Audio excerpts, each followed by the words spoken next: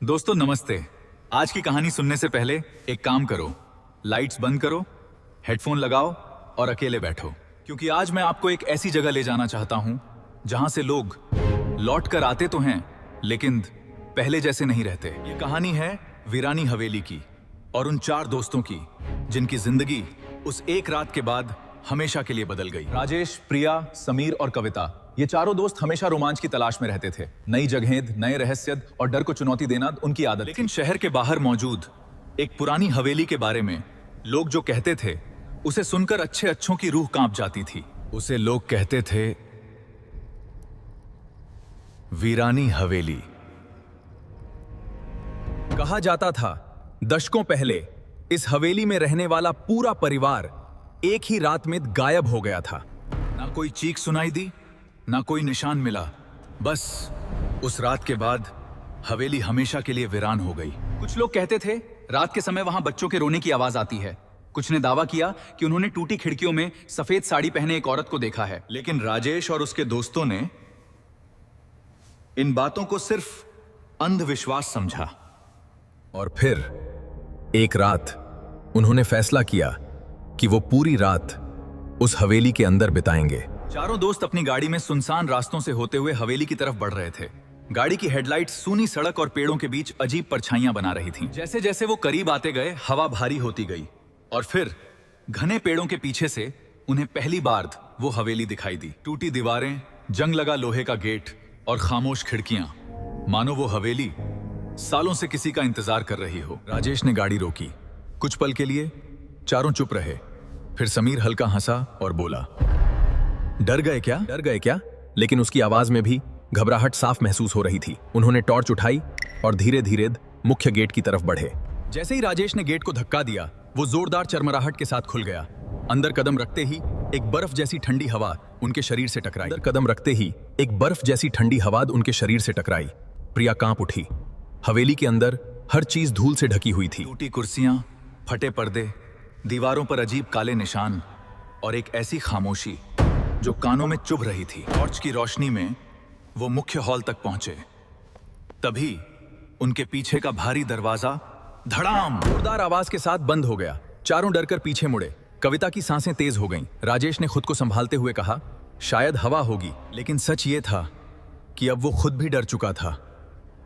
कुछ देर बाद उन्होंने ऊपर जाने का फैसला किया। पुरानी लकड़ी की सीढ़ियां हर कदम पर चरमरा रही थीं। ऊपर पहुंचते ही उन्हें लगा जैसे वहां की हवा और भी ज्यादा ठंडी हो। लंबे अंधेरे गलियारे में चलते हुए उन्हें बहुत धीमी फुसफुसाहट सुनाई दी। इतनी धीमी कि समझ नहीं आ रहा था कोई बोल रहा है या सिर्फ उनका वहम है। अचानक एक बच्चे की हंसी पूरे गलियारे में गूंज उठी। चारों वहीं रुक गए।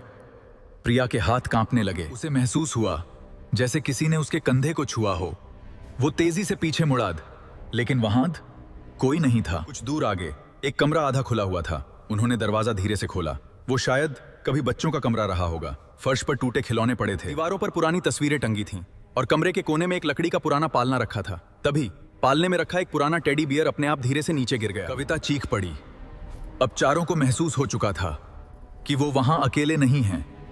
समीर ने मोबाइल निकाला, लेकिन उसकी बैटरी अचानक बहुत तेजी से खत्म होने लगी।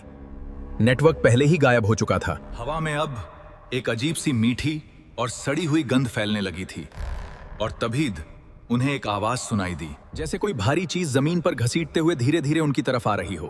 आवाज करीब आती जा रही थी और उनके दिल की धड़कनें तेज होती जा रही थीं। तभी कमरे के कोने में रखी एक पुरानी संगीत पेटी अपने आप बजने लगी।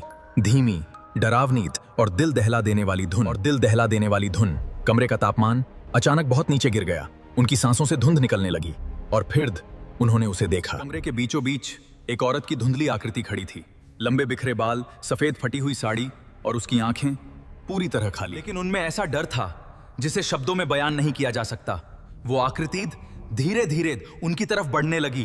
भागो! राजेश पूरी ताकत से चिल्लाया और चारों जान बचाकर भागने लगे। अंधेरे गलियारों में दौड़ते हुए उन्हें लग रहा था जैसे कोई उनके पीछे भाग रहा हो। सीढ़ियां उतरते वक्त अचानक समीर को किसी अदृश्य ताकत ने पीछे से धक्का दिया। वो जमीन पर गिर पड़ा। उसी पल पूरी हवेली में एक ठंडी भयानक हंसी गूंज उठी। राजेश और कविता ने तुरंत समीर को उठाया और चारों मुख्य दरवाजे की तरफ भागे। उन्होंने पीछे मुड़कर देखा तो हवेली फिर से उसी खामोशी में डूबी खड़ी थी। मानो जो कुछ अंदर हुआ वो कभी हुआ ही नहीं है।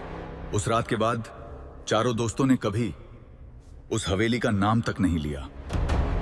लेकिन आज जब कभी वो रात याद आती है, उनकी आंखों में वही डर लौट आता है, क्योंकि कुछ जगहें सिर्फ वीरान नहीं होती, कुछ जगहों पर कुछ अब भी रहता है।